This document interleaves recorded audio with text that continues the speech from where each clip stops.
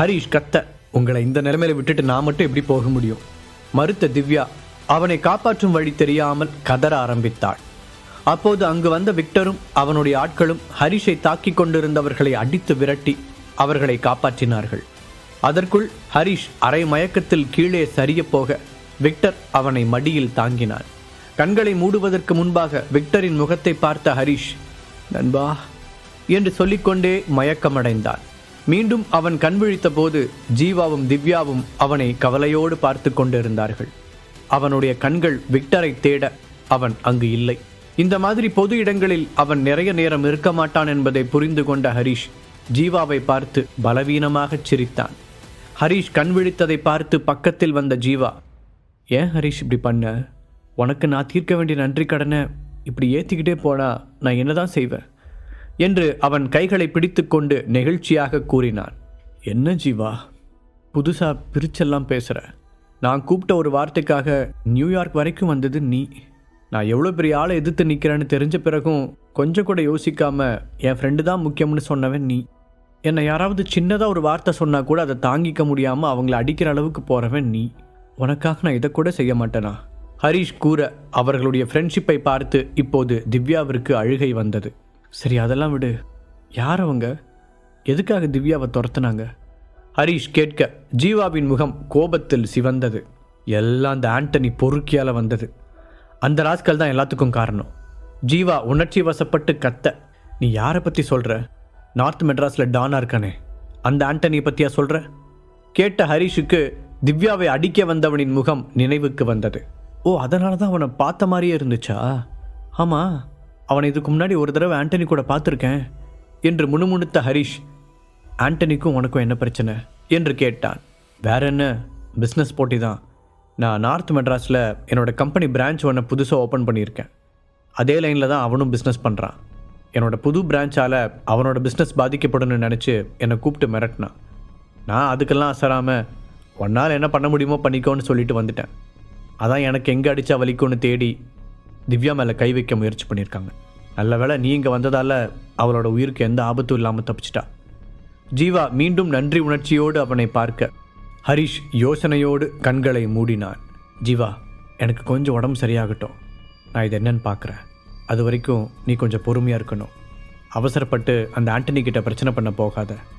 ஹரிஷ் சொல்ல, அது எப்படி அப்படி விட முடியும் ஹரிஷ்? உன்னை இந்த அளவுக்கு அடித்து போட்டிருக்கிறவனோட குடலை உருவி உனக்கு மாலையாக போட வேண்டாமா? நீ கண்ணு முழிக்கணும்னு தான் நான் வெயிட் பண்ணிக்கிட்டு இருந்தேன்.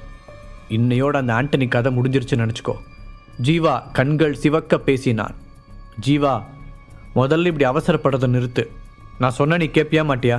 ஜீவாவின் முகத்தை பார்த்த ஹரிஷ் நேருக்கு நேராக கேட்க, நீ என்ன சொன்னாலும் சரிதான் என்று அவன் மெதுவாக தலையை மட்டும் மாட்டினான். Very good.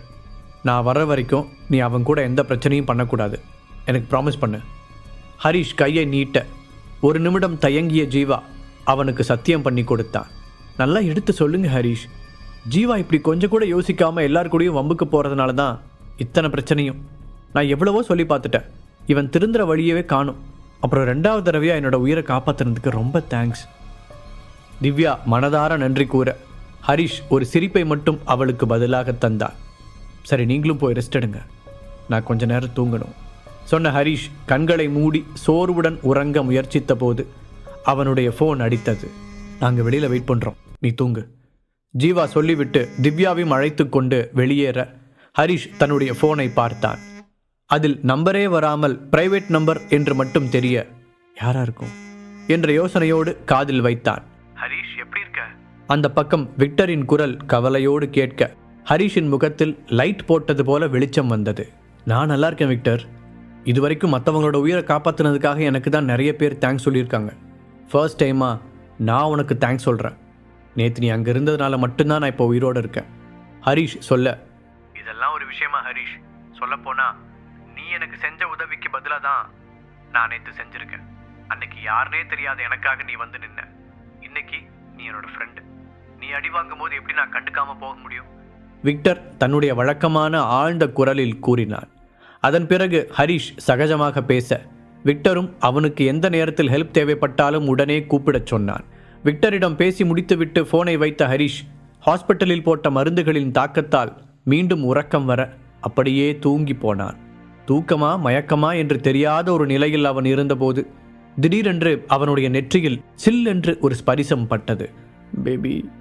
உறக்கத்திலேயே முணங்கியவன் அப்படியே நகர்ந்து அந்த பெண்ணின் வயிற்றில் முகத்தை புதைத்தான். அவனுக்கு பழக்கமான வாசம் அடிக்க, ஒரு வழியா நீ என்னை தேடி வந்துட்டியா பேபி என்று தூக்கத்திலேயே உளறினான் ஹரீஷ். அப்போது அவனுடைய கன்னங்களில் 2 சொட்டு கண்ணீர் துளி விழ, தயவு செஞ்சு அழாத பேபி, உன் கண்ணில் ஒரு சொட்டு கண்ணீர் கூட வரக்கூடாதுன்னு தான் நான் இத்தனையுமே பண்ணுறேன் என்று அவன் தன் போக்கில் பேசிக்கொண்டே போக மென்மையான கரம் ஒன்று அவனுடைய தலையை கோதி கொடுத்தது. இந்த சில மாதங்களாக ஹரீஷ் நிற்காமல் ஓடிக்கொண்டே இருந்தான். அவனுடைய சாம்ராஜ்யத்தை உருவாக்க வேண்டும் என்ற வெறியில் கொஞ்சம் கூட ஓய்வின்றி உழைத்ததில் அவனுடைய உடலும் மனமும் சோர்வடைந்திருந்தது. கடந்த சில வருடங்களாக உப்பு சப்பில்லாமல் இருந்த அவனுடைய வாழ்க்கை புதிய புதிய நட்புகள், சவால்கள், போராட்டங்கள் என்று இப்போது அலையடிக்கும் கடலாக மாறியிருந்தது.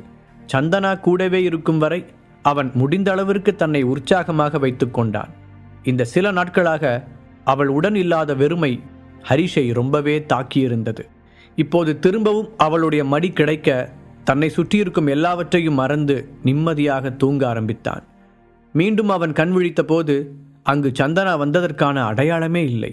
ஆனால் அவள் விட்டு சென்ற வாசம் மட்டும் அவனையே சுற்றி கொண்டிருந்தது. அவனுக்கு தான் கண்டது கனவா நிஜமா என்பதே குழப்பமாக இருந்தது. அம்மா எங்கே போனாவ? அப்போ நான் கண்டது எல்லாமே கனவுதானா?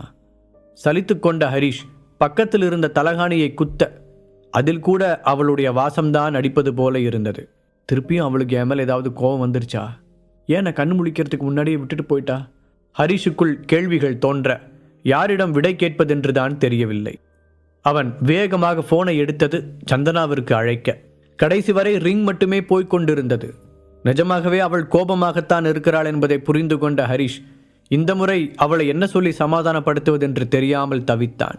அதே நேரத்தில் அவனுக்கு இன்னும் முடிக்க வேண்டிய வேலைகள் சில பாக்கி இருக்க இந்த முறை போனை எடுத்து நிக்கிதாவை அழைத்தான். நிக்கிதா, நான் சொல்கிற ஹாஸ்பிட்டல் வரைக்கும் கொஞ்சம் வர முடியுமா என்று ஹரீஷ் கேட்க அடுத்த 3/4 மணி நேரத்தில் அவள் அங்கு வந்திருந்தாள். ஹரீஷின் நிலையை பார்த்து அவள், ஐயோ சார் என்னாச்சு உங்களுக்கு என்று பதற, அது ஒரு சின்ன ஆக்சிடென்ட், அவ்வளோதான், இப்போ நான் நல்லா இருக்கேன், அதை விடுங்க என்று சாதாரணமாக கூறினான். இருந்தாலும் அவளுடைய முகத்தில் கவலை தெரிந்தது. அப்புறம் நிக்கிதா, கொஞ்ச நாளைக்கு முன்னாடி நான் உங்ககிட்ட சில விஷயங்களை விசாரிக்க சொல்லி சொன்னேனே, அதெல்லாம் என்னாச்சு? கூர்மையான பார்வையுடன் ஹரீஷ் அவளை பார்க்க அவன் எதை பற்றி கேட்கிறான் என்பதை புரிந்து கொண்ட நிக்கிதா, அந்த ஏஜே கம்பெனி மேட்டர் தானே சார் என்றாள். ஹரீஷும் அமைதியாக தலையை ஆட்ட, நான் விசாரித்த வரைக்கும் மேக்ஸிமம் ஷேர்ஸ் அனுராதா மேடத்தோட கட்டுப்பாட்டில் தான் இருக்குன்னு கேள்விப்பட்டேன். அவங்க சந்தனா மேடத்தோட ஷேர்ஸை ஏமாற்றி வாங்கிட்டு அவங்கள வெளியே அனுப்ப பிளான் போட்டதெல்லாம் உண்மைதான். ஆனால் அதுக்கப்புறம் என்ன நடந்துச்சுன்னு யாருக்குமே சரியாக தெரியல. சந்தனா மேடமும் இப்போ அதிகமாக அந்த கம்பெனிக்கு போகிறதில்ல. அவங்க பழைய கம்பெனியை மட்டும்தான் கவனிக்கிறாங்க. ஷேர் மார்க்கெட்டில் நடந்த பிரச்சனைக்கு அப்புறம் அந்த கம்பெனியுமே சரியாக போகலைங்கிற மாதிரி தான் தெரியுது. மொத்தத்தில் நான் எவ்வளோ ட்ரை பண்ணாலும் ஏஜே கம்பெனிக்குள்ளே என்ன நடக்குதுங்கிறதுக்கான கிளியர் ஸ்டேட்மெண்ட் கிடைக்க மாட்டேங்குது. நிக்கிதா சொல்ல ஹரீஷுக்குமே அங்கே ஏதோ தவறு நடப்பது புரிந்தது. நிக்கிதா சொல்கிறத பார்த்தா உண்மையிலேயே அங்கே என்ன நடக்குதுன்னு சொல்லக்கூடிய ஒரே ஆள் சந்தனா மட்டும்தான். அவள் வாயை திறந்தால் மட்டும்தான் நம்மளால் ஹெல்ப் பண்ண முடியும். யோசித்த ஹரீஷுக்கு அனுராதாவின் மீதும் கார்த்திக்கின் மீதும் கோபமாக வந்தது. கஷ்டப்பட்டு தன்னை கண்ட்ரோல் செய்து கொண்டவன், தேங்க்ஸ் நிக்கிதா, மிச்சதை நானே பார்த்துக்கிறேன்.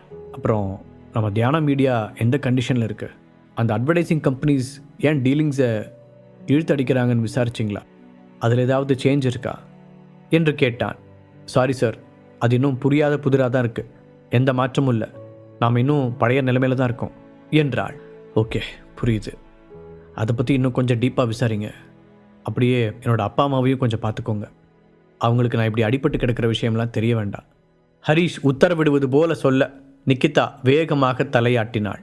நிக்கிதாவும் கிளம்பிய பிறகு பெட்டில் நன்றாக சாய்ந்து உட்கார்ந்த ஹரீஷ் தன்னை சுற்றி நடக்கும் எல்லாவற்றையும் ஒரு கட்டத்திற்குள் கொண்டு வர முயற்சித்தான். இப்போ எங்கிருந்து ஸ்டார்ட் பண்ணலாம் யோசித்தவனுக்குள் திட்டங்கள் விரிய ஆரம்பித்தது.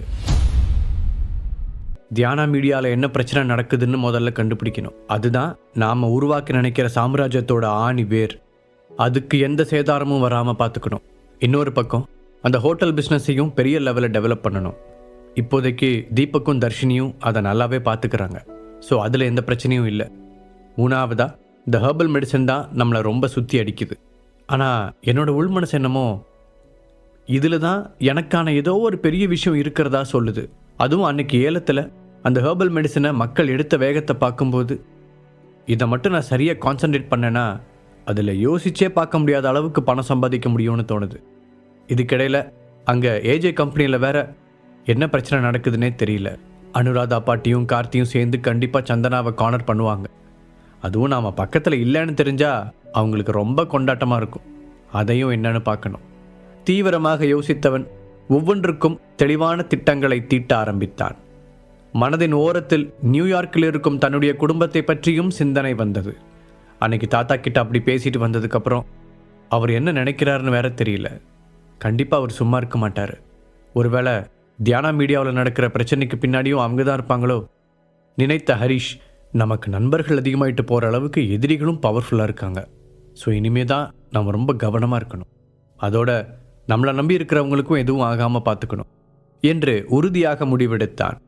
அதே நேரத்தில் நியூயார்க்கில் இருந்த ராஜேஸ்வரன் பேலஸில் மொத்த குடும்பமும் கூடியிருந்தது.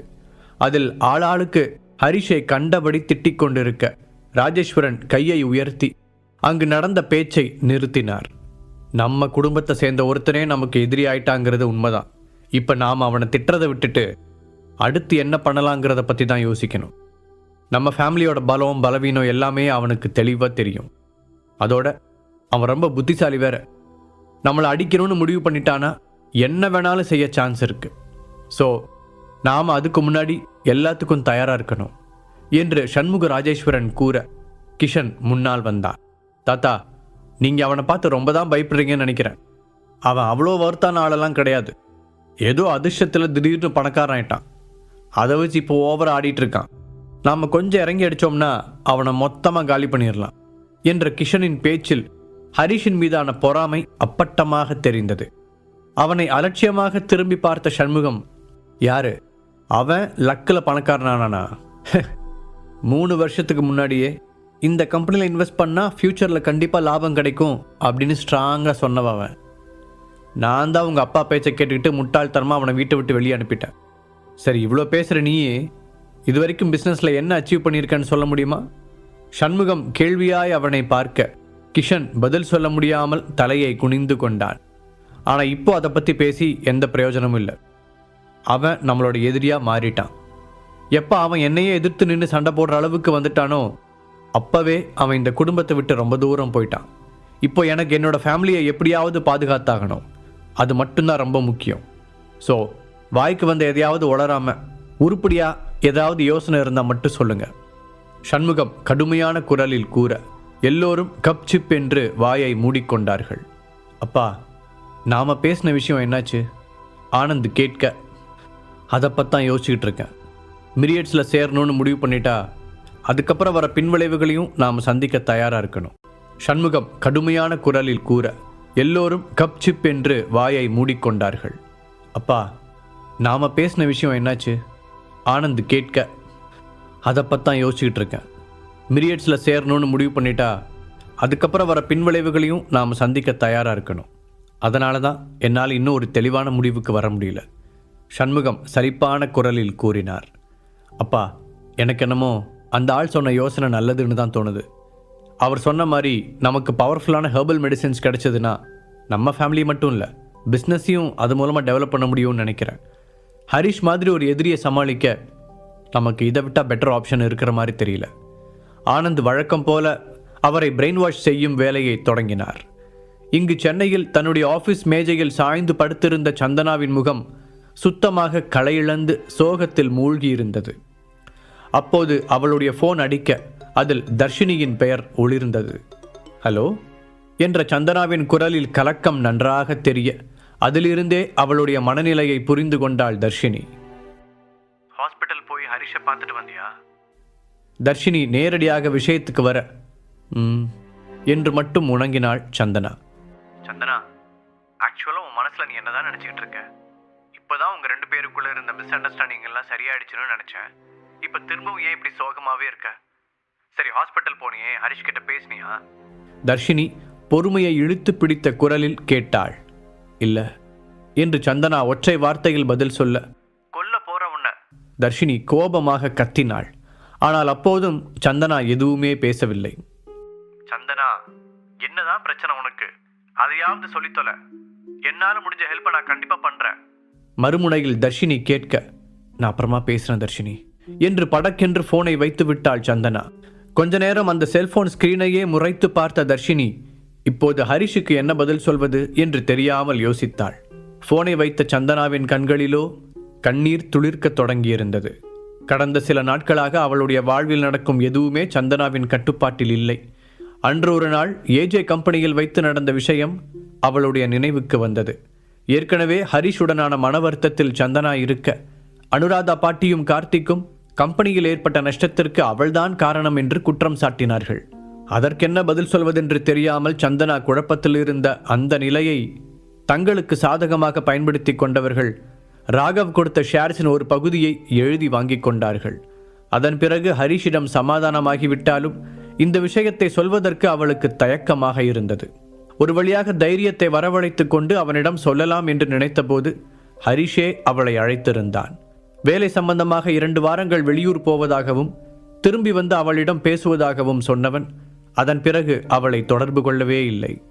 ஏற்கனவே அவன் வீட்டுக்கு திரும்ப வர சொல்லி அழைக்காததில் மனம் நொந்து போயிருந்தவள் இதில் இன்னமும் பலவீனமாகியிருந்தாள். அப்போதுதான் திடீரென்று நேற்று திவ்யாவிடமிருந்து போன் வந்தது. ஹரிஷுக்கு அடிபட்டு இருப்பதாக அவள் தகவல் சொல்ல சந்தனா பதறி அடித்துக்கொண்டு ஹாஸ்பிட்டலுக்கு ஓடினாள். அங்கு உடல் முழுவதும் கட்டுக்களோடு படுத்திருந்த அவனை பார்த்தபோது அவளுக்கு பேச்சே வரவில்லை. அவன் நல்ல உறக்கத்தில் இருக்க இவள் போய் அருகில் உட்கார்ந்ததுமே அதை உணர்ந்து கொண்டான். அந்த நிலையிலும் பேபி பேபி என்று அவளை நினைத்து அவன் உருக சந்தனாவால் அழுகையை கட்டுப்படுத்த முடியவில்லை. அவன் அத்தனை முறை படித்து படித்து சொல்லியும் கம்பெனி ஷேர்ஸை எழுதி கொடுத்தது அவளுக்கு குற்ற உணர்ச்சியாக இருந்தது. அதனால்தான் அதற்கு மேல் அங்கு இருக்க முடியாமல் ஓடி வந்து விட்டாள். இதையெல்லாம் எப்படி தர்ஷினியிடம் எக்ஸ்பிளைன் செய்வது என்று அவளுக்கு புரியவில்லை. இப்படி எல்லோரும் ஒவ்வொரு மனநிலையில் இருக்க நாட்கள் அதுபோக்கில் கடந்திருந்தது. ஹரிஷுக்கு காயங்களெல்லாம் ஓரளவிற்கு குணமாகி இருக்க ஜீவாவும் திவ்யாவும் அவனை நன்றாக பார்த்து கொண்டார்கள். கொஞ்சம் சரியானதும் ஹரிஷ் வீட்டிற்கு போக வேண்டும் என்று அடம் பிடிக்க ஆரம்பித்திருந்தான். அதற்கு மேல் அவனை தடுக்க முடியாததால் ஜீவாவும் அவனை டிஸ்சார்ஜ் செய்து ஹரிஷுடைய ஃப்ளாட்டில் கொண்டு போய்விட்டான். கிட்டத்தட்ட 3 வாரங்கள் கழித்து வீட்டுக்கு வந்த மகனை பார்த்ததும் கதிருக்கும் ரேவதிக்கும் ரொம்ப சந்தோஷமாக இருந்தது. என்னாச்சு ஹரிஷ், ஏன் இப்படி அழைச்சி போயிட்ட? ஏதோ பிஸ்னஸ் சம்மந்தமாக வெளியூர் போகிறேன்னு தானே சொன்னேன், ஆனால் உன்னை பார்த்தா ஏதோ உடம்பு சரியில்லாத மாதிரி இருக்கு. ரேவதி சந்தேகத்துடன் கேட்க, அம்மா அதெல்லாம் ஒன்றும் இல்லைம்மா, அங்கே சாப்பாடு சரியில்லை, அதோட வேலையும் அதிகம், அதான் கொஞ்சம் டயர்டாக தெரிகிறேன் என்று சமாளித்தான் ஹரிஷ். சந்தனாவை பிரிந்திருக்கும் சோகத்தில் தான் அவன் இப்படி இருக்கிறான் என்று நினைத்த கதிரும் ரேவதியும் ஒருவரை ஒருவர் பார்த்து கொண்டார்கள். நீங்கள் 2 பேரும் எப்படி இருக்கீங்க, எல்லாம் ஓகேவா என்று ஹரிஷ் கேட்க, அதெல்லாம் நாங்கள் நல்லா இருக்கோம், அதான் இத்தனை வேலைக்காரங்க போட்டு எங்களை ராஜா மாதிரி பார்த்துக்கிறியே, அப்புறம் எங்களுக்கு என்ன கவலை? கதிர் பாசத்துடன் கூறினார். என்னதான் அவருடைய வாய் அப்படி கூறினாலும் மனதிற்குள் நிறைய கவலை இருப்பதை ஹரிஷால் புரிந்து கொள்ள முடிந்தது. கவலைப்படாதீங்கப்பா, நான் எல்லாத்தையும் சீக்கிரமாகவே சரி பண்ணிடுறேன். மனதிற்குள் நினைத்த ஹரிஷ் கதிரின் கையை ஆதரவாக பிடித்தான். சரிப்பா, நீயே வெளியூர்ல இருந்து இப்பதான் வந்திருக்க, முதல்ல போய் ரெஸ்டடு ரேவதி கூற ஹரிஷும் தலையாட்டி விட்டு அவனுடைய ரூமுக்கு போனான். அப்போது அவனுடைய போனில் ஒரு மிஸ்டு கால் வந்திருக்க எடுத்து பார்த்த ஹரிஷ் அதில் சைமனின் பெயர் தெரியவும் உடனே அவனை கூப்பிட்டான். ஹலோ சைமன், எப்படி இருக்க? உன் கூட பேசிய ரொம்ப நாளாச்சு. சாரி, நான் கொஞ்சம் பிஸி ஆயிட்டேன் என்று ஹரிஷ் சொல்ல மறுமுனையில் சைமனின் குரல் உற்சாகமாக ஒலித்தது. ஹலோ ஹரிஷ், உனக்காக ஒரு சர்ப்ரைஸ் ரெடி பண்ணி வச்சிருக்கேன் என்று சைமன் சந்தோஷமாக கூற, அப்படி என்ன சர்ப்ரைஸ்? ஹரிஷ் ஆச்சரியத்துடன் கேட்டான். நீ மூலிகை மருந்து தயாரிக்கிறதுல எவ்வளவு திறமையானவன்னு நான் அன்னைக்கு பார்த்தேன். அதனால என் ஆளுங்களை கூட்டிட்டு போய் உனக்காக நிறைய மூலிகைகளை சேகரிச்சுட்டு வந்திருக்கேன். அதை எங்க வந்து கொடுக்கறதுன்னு சொல்லிட்டேன்னா பத்திரமா கொண்டு வந்து சேர்த்துருவேன் சைமன் சொல்ல ஹரிஷ் படுக்கையிலிருந்து துள்ளி குதித்து எழுந்தான். என்ன மாதிரியான ஹெர்பல்ஸ்? ஹரிஷின் குரலில் ஆர்வம் வெளிப்படையாக தெரிந்தது. மூலிகைகள் மட்டும் இல்ல, நீ மருந்து தயாரிக்கிறதுக்கு தேவையான நிறைய ஐட்டங்கள் நான் வாங்கி வச்சிருக்கேன் என்றான் சைமன். தான் கொடுக்கும் பொருட்களை வைத்து ஹரிஷ் மருந்து தயாரித்தால் அது தன்னுடைய கூட்டத்திற்கும் பயன்படும் என்று சைமன் நினைத்தான். அதனால்தான் கஷ்டப்பட்டு நிறைய மூலிகைகளை சேகரித்து கொண்டு வந்தான். சூப்பர், நான் சொல்ற இடத்துல வெயிட் பண்ணு, நானே வந்து வாங்கிக்கிறேன். மகிழ்ச்சியாக சொன்ன ஹரிஷ் உடம்பில் இருந்த வலியை கூட மறந்துவிட்டு துள்ளலுடன் அறையை விட்டு வெளியே வந்தான். சைமன் சொன்ன லிஸ்டில் ஹரிஷுக்கு இதுவரை கிடைக்காத ரேரான சில பொருட்களும் இருந்தது. அதை வைத்து இதுவரை இல்லாத அளவுக்கு ஒரு ஹெர்பல் மெடிசனை அவனால் உருவாக்க முடியும். என்னப்பா அதுக்குள்ளே வெளியே கிளம்பிட்ட? ரேவதி கவலையுடன் கேட்க, சாரிம்மா, எனக்கு கொஞ்சம் முக்கியமான வேலை இருக்குது, நான் இப்போவே வெளியே போய் ஆகணும், நைட் எனக்காக வெயிட் பண்ணாதீங்க என்று அவருடைய கன்னத்தை தட்டிவிட்டு விசிலடித்து கொண்டே வெளியே சென்றான். வீட்டிற்குள் வரும்போது சோர்ந்து போயிருந்த அவனுடைய முகம் இப்போது பளிச்சென்று இருப்பதை பார்த்த ரேவதிக்கு நிம்மதியாக இருந்தது. ஹரிஷ் சொன்ன இடத்தில் சைமன் காத்திருக்க அவன் கொடுத்த மெட்டீரியல்ஸை வாங்கி கொண்ட ஹரிஷ் அவனை கட்டி அணைத்து நன்றி கூறிவிட்டு புறப்பட்டான். அங்கிருந்து நேராக தன்னுடைய சீக்ரெட் லேபிற்கு போனவன் அந்த மூலிகைகளை பிரித்து அடுக்கினான். இப்பொழுது அறை முழுவதும் மூலிகைகளின் மனம் நிறைந்திருக்க அதை முகர்ந்து பார்த்தபோதே ஒரு புத்துணர்ச்சியை உணர்ந்தான். அதன் பிறகு ஷெல்ஃபில் இருந்த சில புத்தகங்களை தேடி எடுத்தவன் அவற்றை டேபிள் முழுவதும் விரித்து வைத்துக்கொண்டு குறிப்புகள் எடுக்க ஆரம்பித்தான். தன்னுடைய ஆபீஸில் இருந்து கிளம்பிய சந்தனா வெளியே வந்தபோது திலகா அவளுக்காக காத்திருந்ததை பார்த்தாள். அவளுடைய முகம் கடுமையாக மாற அவரை கண்டுகொள்ளாமல் தாண்டி செல்ல முயற்சித்தாள். என் முகத்தை பார்க்கறதுக்கு கூட உனக்கு பிடிக்கலையா சந்தனா? அந்த அளவுக்கு அம்மா உனக்கு வேண்டாதவளாயிட்டனா என்று திலகா உணர்ச்சி பூர்வமாக கேட்க சந்தனா எரிச்சலுடன் முகத்தை சுளித்தாள். அம்மா ப்ளீஸ், உங்கள் ட்ராமாவை கொஞ்சம் நிறுத்துறீங்களா? அன்னைக்கு ஹாஸ்பிட்டலில் வச்சு நீங்கள் பண்ண வேலையால் இன்னைக்கு நான் எவ்வளோ பெரிய சிக்கலில் இருக்கேன்னு தெரியுமா? எல்லாரும் அவங்க பொண்ணுங்க சந்தோஷமாக இருக்கணும்னு தான் நினைப்பாங்க. ஹரிஷோட வாழ்கிறதா என்னோட சந்தோஷம். அவனை தான் நான் உண்மையாக நேசிக்கிறேன்னு தெரிஞ்சதுக்கு அப்புறமும் நீங்கள் ஏமா என்னோட வாழ்க்கையை கெடுக்கணும்னு நினைக்கிறீங்க என்று கோபமாக கேட்ட சந்தனாவிற்கு கண்கள் கலங்கி குரல் உடைந்தது. சந்தனா, இப்போவும் சொல்கிறேன், அந்த ஹரிஷுக்காக நீ இவ்வளோ ஃபீல் பண்ணுறது சுத்த வேஸ்ட். உனக்கு இருக்கிற பாசத்தில் பாதியாவது அவனுக்கு இருந்தா இப்படி உன்னை வீட்டுக்கு கூட்டிகிட்டு போகாமல் தர்ஷினி வீட்டிலேயே விட்டுருப்பானா? திலகா ஆவேசமாக பேச சந்தனாவின் கண்களில் ஒரு சலனம் தெரிந்தது. என்ன, எனக்கு எதுவுமே தெரியாதுன்னு நினச்சிட்டு இருக்கியா? இதுக்கு நீ பேசாமல் நம்ம வீட்டுக்கே வந்திருக்கலாம். அவன் தான் முக்கியம்னு பிடிவாதமாக அவன் கூட போன, இப்போவும் அதே வீம்போட நம்ம வீட்டுக்கு வராமல் இருக்க. இன்னும் எத்தனை நாளைக்கு தர்ஷினி வீட்லேயே இருக்க போகிற சந்தனா? உனக்கு என்ன வீடா இல்லை? இப்படி நீ அடுத்தவங்க வீட்டில் இருக்கிறது நமக்கு தான் அவமானம். திலகா பேசிக்கொண்டே போக சந்தனா அவரை கோபமாக முறைத்தாள். ஓ, அப்போ இப்போ கூட என் மேலே இருக்கிற அக்கறையில் நீங்கள் வரல, உங்கள் குடும்பமானம் போயிடக்கூடாதுன்னு தான் தேடி வந்திருக்கீங்க. சூப்பர்மா, இத்தனை நாள் நான் தான் உங்களை புரிஞ்சுக்காமல் இருந்திருக்கேன். கரெக்டு தான், எப்போவும் உங்களுக்கு உங்கள் குடும்பம், அனுராதா பாட்டி, கௌரவம், அந்தஸ்து இதெல்லாம் தானே பெருசாக இருந்திருக்கு. நான், என்னோட சந்தோஷம் எல்லாமே ரெண்டாம் பட்சம் தானே. ஒரு வகையில் இன்றைக்கி நீங்கள் இங்கே வந்தது கூட நல்லது தான். உண்மையிலேயே எனக்கு எது முக்கியம்னு இப்போ தான் நல்லா புரிஞ்சுக்கிட்டேன். அதுக்கு உங்களுக்கு ஒரு பெரிய தேங்க்ஸ். கவலைப்படாதீங்க, இன்னும் ரொம்ப நாளைக்கு தர்ஷினி வீட்டில் இருக்க மாட்டேன், போதுமா என்றவள் அதற்கு மேல் அங்கு நிற்க பிடிக்காமல் விலகி நடக்க ஆரம்பித்தாள். அவனால் தான் சந்தனா தன்னிடம் இப்படி நடந்து கொள்வதாக நினைத்தார். இதற்கு ஒரு முடிவு கட்ட என்ன செய்யலாம் என்று யோசித்த திலகாவிற்கு தர்ஷினியின் ஞாபகம் வந்தது.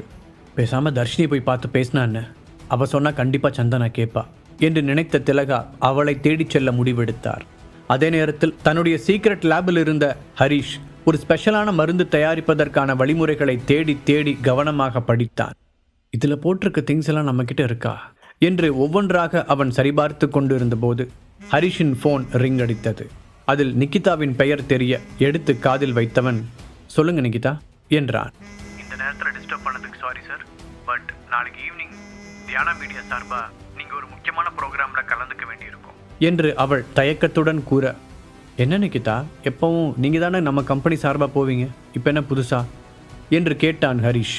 பொதுவாகவே அவனுக்கு இது போன்ற நிகழ்ச்சிகளில் எல்லாம் கலந்து கொள்ளும் ஆர்வம் சுத்தமாக கிடையாது. அதுவும் அவனுடைய முழு கவனமும் அந்த ஸ்பெஷல் ஹெர்பல் மெடிசனை தயாரிப்பதில் இருக்க அங்கிருந்து கிளம்பவே அவனுக்கு மனதில்லை. இது மற்ற ப்ரோக்ராம் மாதிரி இல்லை, இதுக்கு நீங்கள் போனால் அது நம்ம கம்பெனியோட பிஸ்னஸ்க்கு நிச்சயம் ஹெல்ப்ஃபுல்லாக இருக்கும். பிஸ்னஸ் சர்க்கிளில் இன்னும் உங்களை யாருக்குமே தெரியல. இந்த ப்ரோக்ராம் மூலமாக உங்களை நீங்கள் அறிமுகப்படுத்திக்கும் போது மற்றவங்களுக்கு நம்ம மேலே இன்னும் நம்பிக்கை வரும் என்று நிக்கிதா அவனுக்கு அட்வைஸ் செய்தாள். ஓகே, நீங்கள் இவ்வளோ சொல்லும் போதே அந்த ப்ரோக்ராம் எவ்வளோ இம்பார்ட்டன்ட்னு தெரியுது. நாளைக்கு நான் போகிறேன் ஹரிஷ் சொல்ல அப்போதுதான் நிக்கிதாவிற்கு நிம்மதியாக இருந்தது. அப்புறம் சார், நாளைக்கு நீங்கள் போகும்போது ரித்திகாவையும் இப்போ நம்ம கம்பெனியோட புது கிளைண்ட்டாக சேர்ந்துருக்க பல்லவியையும் கூட கூட்டிகிட்டு போகிற மாதிரி இருக்கும். இந்த சான்ஸை யூஸ் பண்ணி நம்ம அவங்களையும் விளம்பரப்படுத்தலாம். நிக்கிதா உற்சாகமாக கூறினாள். சரி நிக்கிதா, நாளைக்கு ஈவினிங் என்னோடய ஃப்ளாட்டுக்கு கார் அனுப்பி வச்சுருங்க. சொன்ன ஹரிஷ் போனை வைத்துவிட்டு மீண்டும் அந்த ஹெர்பல் மெடிசன் பற்றிய ஆராய்ச்சியை தீவிரமாக செய்ய ஆரம்பித்தான். அடுத்த நாள் மாலை சரியாக 6 மணிக்கு நிகிதா சொன்ன அந்த ப்ரோக்ராம் ஹால் வழக்கத்தை விட பரபரப்பாக இருந்தது. தியானா மீடியாவின் புது CEO அந்த ப்ரோக்ராமிற்கு வரப்போகிறார் என்பதுதான் அன்றைய ஹாட் டாப்பிக்காக இருந்தது. அந்த CEO யாராக இருந்தாலும் சென்னையில் முக்கியமான தொழிலதிபர்களான தீபக், ஐரா மற்றும் ராகவுடன் நல்ல கான்டாக்டை வைத்திருப்பவன் என்பது எல்லோருக்கும் தெரிந்திருந்தது. அந்த புது CEO யாரா இருக்கும்? உனக்கு ஏதாவது ஐடியா இருக்கா? இதுவரைக்கும் அவரை நான் ஒரு ஃபோட்டோவில் கூட பார்த்ததில்லை. அங்கு கூடியிருந்த கூட்டத்தில் ஒருவர் இன்னொருவரிடம் கேட்க, நானும் பார்த்ததில்லை, ஆனால் அவர் ரொம்ப சின்ன பையன்னு கேள்விப்பட்டிருக்கேன். அவரை பார்க்கறதுக்காக தான் நான் இன்னைக்கு இந்த ப்ரோக்ராம்க்கே வந்தேன் என்று அந்த நபர் பதில் சொன்னார். கொஞ்ச நாட்களுக்கு முன்பாக நடந்த ஷேர் மார்க்கெட் பிரச்சனையை தியானா மீடியா தான் சரி செய்தது என்பதால் அதன் பெயர் பிஸ்னஸ் வட்டாரத்தில் பிரபலமாகி இருந்தது. அதனால்தான் அந்த கம்பெனியின் புது CEOவை பார்க்க அவர்கள் எல்லோருமே ஆர்வமாக இருந்தார்கள். சரியாக 6:30 மணிக்கு ஒரு நீளமான பிளாக் கலர் கார் வந்து நிற்க ரித்திகா மற்றும் பல்லவியுடன் சேர்ந்து ஹரிஷும் கீழே இறங்கினான். மீடியாவுக்குள் நுழைவதை தன்னுடைய வாழ்நாள் கனவாக வைத்திருந்த பல்லவி அதற்காகத்தான் அன்றைக்கு தியானா மீடியாவிற்கு வந்திருந்தாள். ஹரிஷ் அதற்கு உதவ இந்த கொஞ்ச நாளில் அவளும் எல்லோருக்கும் தெரிந்த முகமாக மாறியிருந்தாள். ரித்திகாவும் பல்லவியும் காரில் இருந்து இறங்கியதும் அவர்களை பார்க்க கூட்டம் அலைமோதியது. எல்லோரும் அவர்களின் மீது கவனத்தை வைத்திருக்க அவர்கள் இருவருக்கும் நடுவில் நின்றிருந்த ஹரிஷ் மெதுவாக மீட்டிங் நடக்கும் ஹாலுக்குள் நடக்கத் தொடங்கினான். முழு கதையையும் கேட்டு மகிழ பாக்கெட் FM app டவுன்லோட் செய்யுங்கள். லிங்க் டிஸ்கிரிப்ஷனில் கொடுக்கப்பட்டுள்ளது.